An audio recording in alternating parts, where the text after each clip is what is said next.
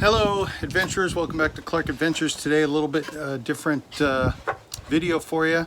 Watch some YouTube videos, and I think we're going to make something a little decorative for the holidays. A kind of a rustic star.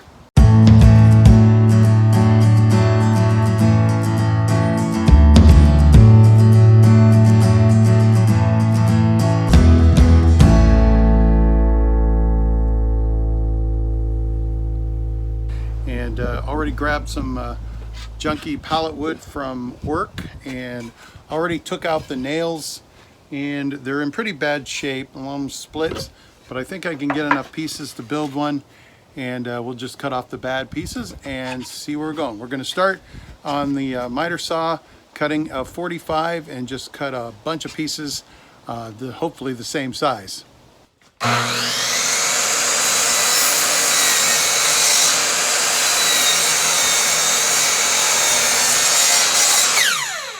New plan, they're a little too wide for my miter saw to cut all the way through at that 45. So I do have a piece of, I bought it cheap, like a, I don't know if it's a fence picket, but it's not dog-eared or anything. It's just a piece of rough wood, and I think this will work just as well. So we'll do it out of this. Set up a stop block, and we'll start cutting.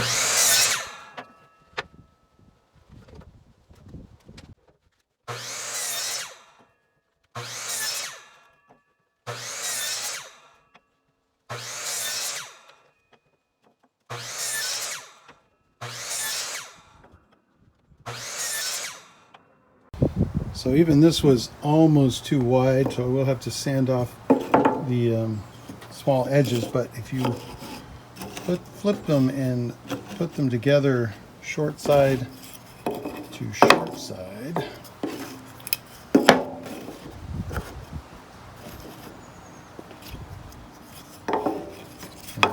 like that,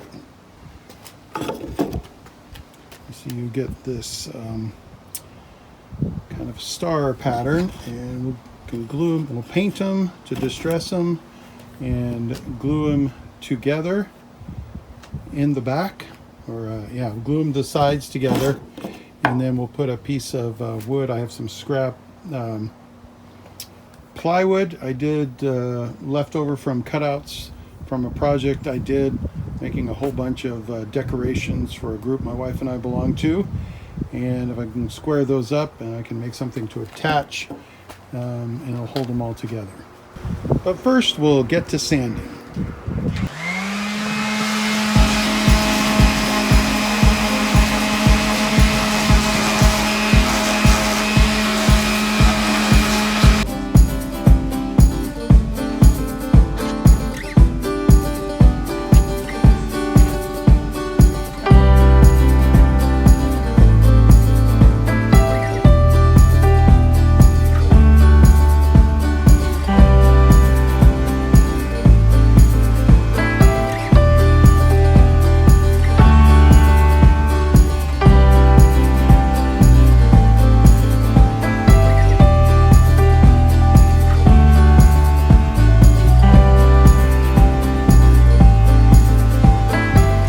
In the video they did a paste wax trim around the edge so the paint won't stick. I'm going to do a little different treatment for rustic. I'm going to give it a light coat of white paint underneath before I put my color on top, and I wanted to arrange them so I like the faces, because they do have a lot of splinters on the back side where they but we want that rustic, but there's a really bad side. I want to make sure that's underneath. And I've got them all in pairs here, because then when they fit together, they'll pretty much go like this. And once they're painted, I'll know which is the good side and the bad side. I'm just going to hit them with a little coat of white paint, and once I put my color on top, I can lightly sand it off to reveal the white and give it a little distressed look. So that's what we'll do here. Really cheap white spray paint.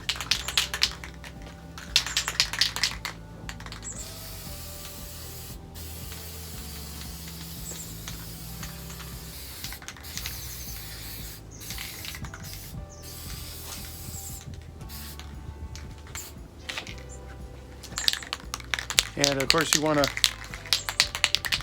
worry about the tail end or the invex sides, because that's going to be exposed, but these will be meeting the other pieces and glued together, so those sides will all come together. So you don't need to worry about painting that, just the basically the tail of the arrow, I guess.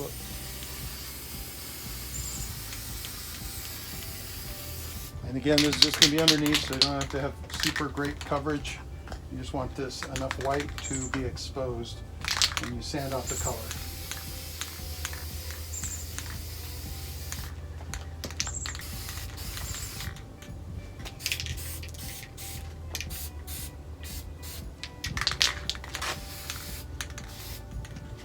I'll let this dry. Okay, now I've painted these, spray painted these red and these green. I didn't have any green spray paint, but I did have some brush on paint and just kind of lightly brushed it because I'm going to sand those both down, get a sanding sponge and give them a little work.